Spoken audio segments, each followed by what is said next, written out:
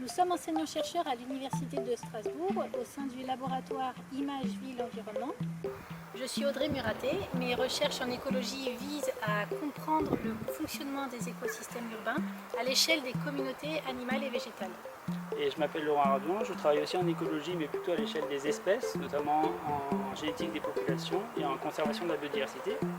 Et à travers cette vidéo, donc, nous allons vous présenter un projet d'écologie urbaine que nous menons à Strasbourg et qui s'intitule Evolville, où l'évolution s'invite en ville.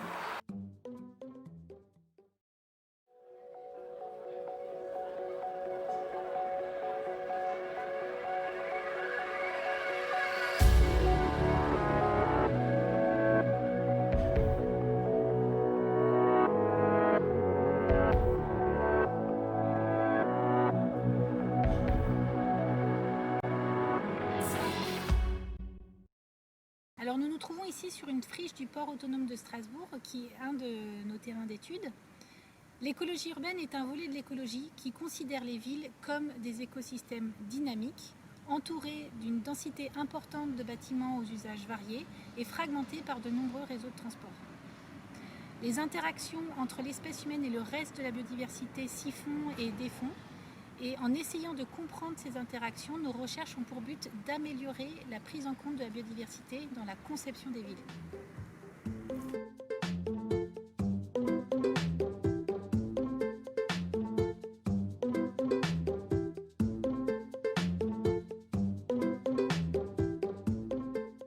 La ville peut être perçue comme un réel stimulus pour l'évolution.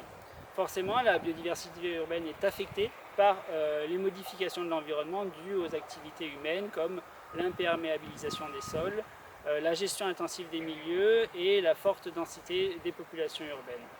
En réponse à ces pressions, les assemblages d'espèces se modifient. Certaines espèces très plastiques peuvent s'accommoder et d'autres espèces sont obligées de s'adapter génétiquement par de réels processus évolutifs. Alors notre étude vise à suivre dans le temps des communautés de plantes soumises à des pressions de gestion et de fréquentation contrastées et localisées dans des environnements plus ou moins urbanisés. On suit 60 espaces herbacés que l'on peut classer en 3 grandes catégories. Les friches, qui sont des espaces peu ou pas fauchés et peu fréquentés. Les prairies, qui sont des espaces régulièrement fauchés mais peu fréquentés aussi. Et enfin les gazons, qui sont des espaces très souvent tondus et aussi très souvent piétinés. C'est le cas par exemple des gazons du parc de l'Orangerie. Et donc sur chacun de ces espaces, on va observer la composition des communautés de plantes et également mesurer les caractères morphologiques de leurs feuilles, de leurs fleurs et de leurs semences.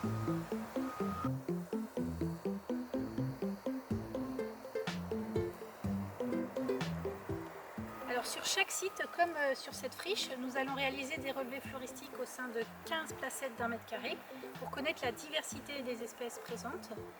Puis sur une portion de ces espèces, comme le plantain lancéolé, le trèfle des prés ou le lotier corniculé, nous mesurons la taille des individus, le diamètre des fleurs, puis nous prélevons les feuilles et des semences pour des mesures en laboratoire.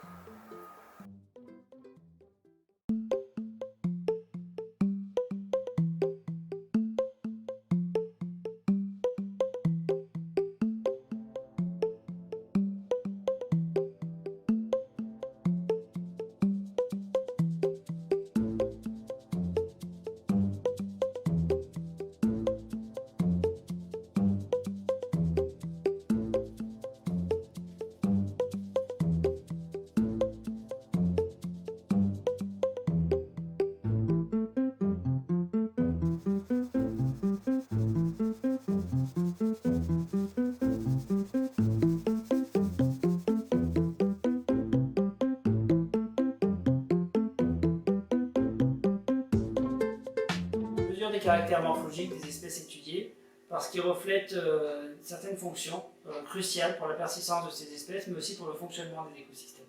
Par exemple, l'épaisseur des feuilles d'une plante, c'est un bon indicateur du taux de croissance de cette espèce et le poids des graines, c'est aussi un indicateur de la capacité de l'espèce à se reproduire et à se disperser dans l'environnement. Et donc à travers ces mesures, on fait l'hypothèse que ces caractères sont modifiés dans le milieu urbain par les pressions des activités humaines sur ces écosystèmes urbains. Nous avons récolté 6000 observations sur 200 espèces, qui nous a permis de mettre en évidence des contrastes de composition et de diversité entre gazon, prairies et friches. On retrouve notamment un grand nombre d'espèces dans les prairies et friches, contrairement au gazon. Par contre, ces trois milieux se distinguent nettement en termes de composition, qui sont bien différentes. Ces trois milieux sont donc complémentaires pour le maintien de la biodiversité en ville. On a déjà un premier exemple avec le plantain lancéolé, Plantago lanceolata, qui semble bien démontrer l'impact des différentes gestions sur la morphologie de l'espèce, avec notamment des petits individus en gazon et des individus plus grands en prairie ou en friche. Mais il reste à savoir pour nous s'il s'agit bien d'une adaptation ou de plasticité morphologique. Cette année, nous allons réaliser des cultures en conditions contrôlées, des espèces présentant des modifications en milieu urbain, pour vérifier si ces modifications sont stables en jardin botanique et donc s'il s'agit bien d'adaptation, c'est-à-dire de véritables modifications génétiques. Nos travaux montrent donc une nature urbaine en évolution qui se recompose, s'accommode, s'adapte. Et le meilleur moyen de préserver cette biodiversité urbaine, c'est pas de la mettre sous cloche, mais bien plutôt de favoriser, d'accompagner ces dynamiques. Et c'est là l'objectif de notre partenariat avec différents acteurs du territoire.